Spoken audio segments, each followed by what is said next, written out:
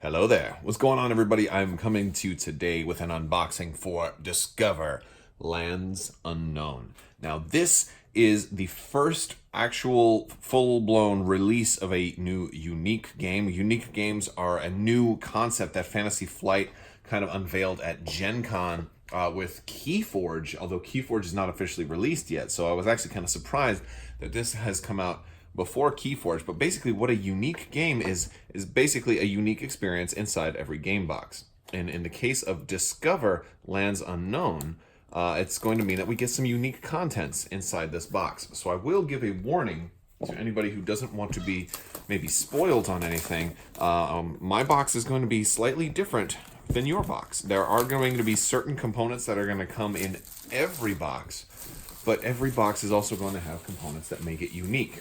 And one of the cool things about this is that if I have this game and you have this game, and we can play my game, but then we can go play your game, and we'll have a different experience. Like maybe we'll be trying to survive in the wilderness on a desert island in my game, and maybe your game will have a mountainous landscape that we're going to have to survive. So, and it's a exploration and survival game for 1 to 4 players. So let's take a look at the box. And I think there's basically 4 different environments for the game. I actually know very little about this game so far.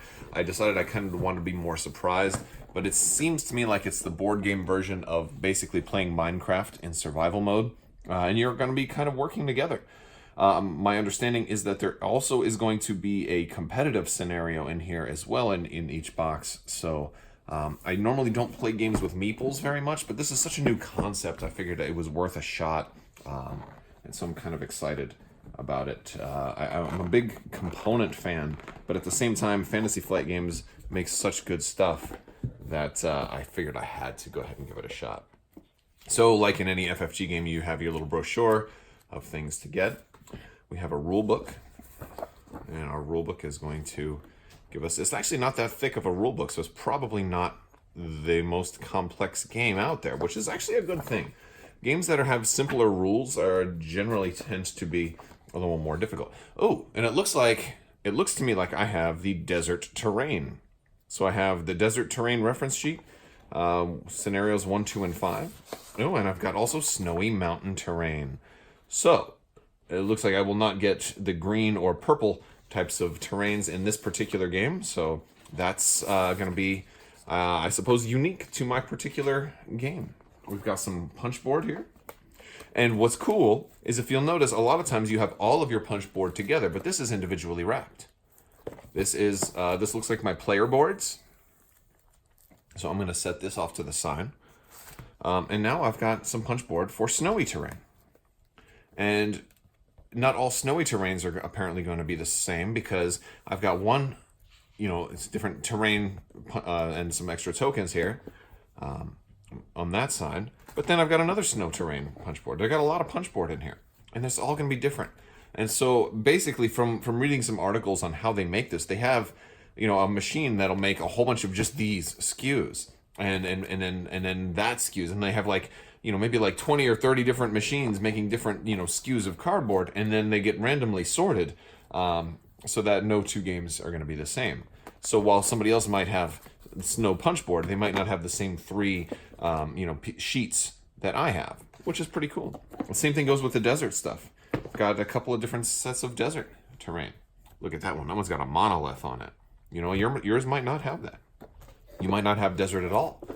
And if you do, you might have different desert terrains, or you might have one of the same and maybe 2 different ones. It's all different. It's all interesting.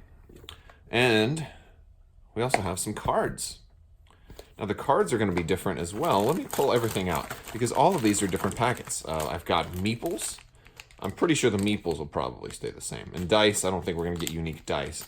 Now the interesting thing is these are not wooden meeples, which is surprising to me. They look like they're plastic meeples. Let's go ahead and take a look at these little meeples. Yeah, they're plastic. I always say I don't like little wooden cubes in my games, and that's one thing I'm not a big fan of meeples for. But these are plastic, so I guess it gets around my little preference. Huh? Let's take a look at some of these cards. We've got a lot of different packs of cards. All right, so I've set out all the different packs of cards, and it's interesting because they all have a different QR code in front of them, which is very kind of funny because I'm like, well, that's probably kind of how they do their procedural algorithm. Like I've got like these cards that are all numbered. I've got these cards. They look the same type, but they're all numbered. And then I've got these cards, which all have the same back also, and they're all numbered. And I'm assuming these are all going to make a deck that's going to be unique to my game. Kind of. And I've got these that have a oh, and then these too. Wow.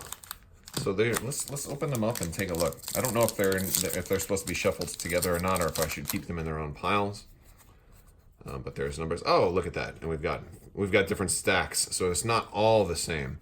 So they're all different stacks. We've got some map cards, and they're all numbered, which is kind of cool. And I think that's one of the things that they're doing in Keyforge too. Normally the backs of cards are all the same, but I think in this case they probably all need to be different. I don't know how, if we want to look at all of them, because some of them might have story surprises in them.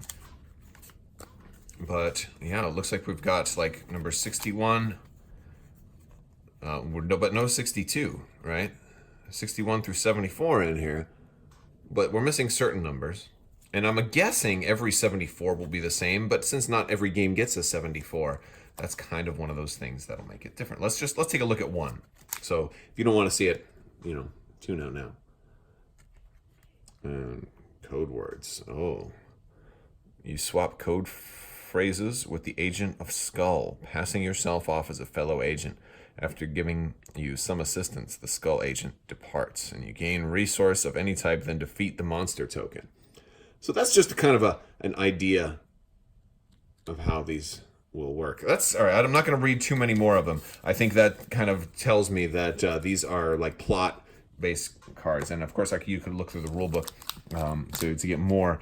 But these are, there's other games like the Fallout game, for example, has numbered cards, and you want them because you're gonna want them in numerical order, and I think they have to basically stay in there. And some certain things will tell you to go pull that card, that numbered card. So this is going to be a very story-driven game, and I think that's pretty cool. We've got this other pack here. We've got more maps in there. We've got some more of those. We've got all different numbers. Ooh, look at those backs. Those are pretty cool. Let's see what they are. Oh, those are all story-driven. Oh, this is fun. This is fun. Let's look at our characters, because we're gonna have some unique characters in here too. There's all kinds of different heroes and stuff you could be. So let's look at some of these. I think these are characters.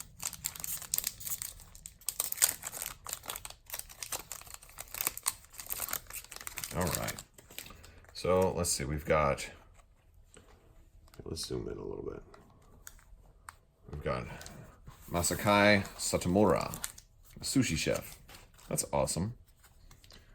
He'd probably be very good with a knife, right? You may spend meat as if it were food. Meat isn't food? Maybe not in this game. Oh, because maybe you have to cook it first. You may allow other survivors in your space to spend meat as if it were food. So he can basically be a sushi chef. And this is, having played Minecraft, I think that's pretty funny. So we've got Anna Kurim. She's a painter. At the start of your turn, gain stamina equal to the stamina cost of your space. Then you then allow any other survivors in your space to also gain this amount of stamina. Alex the Shadow. Oh, he's going to be good. During your turn, apply +1 to your combat rolls and -3 to enemy combat rolls. That's the fighter. You want him on your team, that's for sure. Oh, we have a mail deliverer, a mail carrier, a postal worker. You may, Loretta James, you may perform trade actions with other survivors within 2 spaces without spending stamina. Other survivors within 2 spaces may perform trade actions with you without spending stamina. So utility there, okay. Fernando Toro, Explorer. When you perform a scout action, you may choose a map tile adjacent to any space on your map tile. At the start of your turn, if every map tile is revealed, you may move 2 spaces. That's very interesting. So we've got a little bit of a lot of stuff. Then Felicia De Leon, she's an ecologist. She's got the 2, maybe for 2 actions or 2 stamina or whatever it is, but she's got the ability to roll a die to determine an icon. And those are the different icon results. Then choose a space with that icon and no feature tokens. place a feature token of that type on it from the supply. Limit once per day. So it seems like she's repopulating, like, oh, well, there should be more diamonds here, and maybe there's going to be more diamonds there or something like that. And we've got some others. Oh, and we have a whole other thing of cards. Let's look at these. We have all kinds of different personalities we can choose. All right. We've got Dre Jordan, football star. After combat, if you suffer damage, place a counter on this card. During combat, you may spend a counter from this card to prevent 1 damage. So he's tough. He's still got his padding on. All right. We've got Monica Garcia. She's a dancer. Before rolling in combat, you may roll a die. On a 4 through 12, you escape. Oh, she dances her way. She's just like from West Side Story. She's a shark. All right. Alexei Smirnov, handyman. When crafting an item that costs 2 or more resources, you may spend 1 fewer resource of your choice. That would be very, very useful. He's also probably maybe one of those must-haves. Layla Najem, wildlife photographer. She has an ability that she can choose an adjacent space with that particular icon. It looks like a bear paw icon. And no feature tokens. Place a bear paw feature token on it from the supply. Limit once per day. Similar to the ecologist, but it's cheaper because it has a 1 instead of a 2. So she can do that a little bit easier. Grug. That's awesome. He's not a real caveman. He's somebody that just got lost in the woods and has been there for a while. Wild man. When you would draw a threat. This is my favorite one. Wild man. Oh yeah, I'm a wild man. This is when you're sitting down to play your games. You're like, who wants to be the wild man? And it's going to be like a joke, I think. It's going to be like, I want to be the wild man because I'm a wild man. But bonus points if a female at your table becomes the wild man because she could be a wild woman. And then all kinds of jokes will ensue. When you would draw a threat card, roll a die. On a 4 through a 12, do not draw the threat card. Well, that's nice, too. Kimmy Sanders, personal trainer. This has got another action here. That's you choose another survivor in your space. The survivor gains 3 stamina. Limit once per day. You can do it. Oh, that's cool. That's cool. All right, we've got some other cards too here. I don't know what these do. I don't know how many of them I want to look at and ruin surprises. We've got these. These are reference cards. Your action references. Okay. We've got some look like weapons. We've got green. Oh, yeah, these are different things that we can play for. And then there's some more numbered cards for maybe gear. And then there's some other map-looking cards. And this is equipment. Stone knives, stone pots, pickaxes, frying pans, flails, body armor. This is probably starting equipment. That's my guess. Starting equipment. All right. Let's see. So, I mean, like, I haven't even read the rules yet, and already it seems fairly self-explanatory. Like, it doesn't seem like it's going to be that hard. This actually looks like it'd be a really fun game. Kind of light, just play for the story. I love games that you can just play for the story. I want games that are going to tell you a story. All right. We've got some red cards here. Now, this is basically where your moon has been taken over by Cthulhu or something, right? Hunger, light, sleep, spilled water, spilled food. These maybe these are threat cards. I don't know.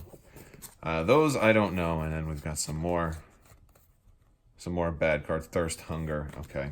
And then we've got these. Oh, these are scenarios. These might be scenarios, and those will probably be unique for each game as well. That is cool. And I think that's everything that's from the box. Like any game from Fantasy Flight Games, you get this cardboard insert here that really means that you need an organizer. So this game definitely needs an organizer. Maybe the broken token will make an organizer for Discover Lands Unknown, because I would love that. Please make I mean, it might be hard for them to make an organizer. Let me know in the comments below what you guys think. Do you think it will be difficult for people to make an organizer for a game that has totally unique components? I don't know if they're standardized enough that one-size-fits-all organizer would work for something like this. but I would love to hear what you guys think. And since you will not ever get the exact same game that I do, however, I do think your games will probably be similar enough in nature that this should give you a rough idea of the type of stuff you're going to get. You're going to get numbered cards. You're going to get a different combination of cards than I got. You're going to get a different number of heroes than I got. And hopefully your game will tell a different story than my game does. So I would love to play this with you sometime. If you're in Orlando, let me know. Maybe we'll play Discover Lands Unknown one of these days. All right, I will talk to you guys later. If you like this video, go ahead and give it a thumbs up. Let me know what you think down in the comments below. Don't forget to like and subscribe. Click that bell for alerts. And check me out on Crabbok.com. You can hop in my Discord and say hi. Big thanks to all of my patrons on Patreon. You guys are the best, and you help make this possible. I want to thank you all so much for watching. And check out Discover Lands Unknown.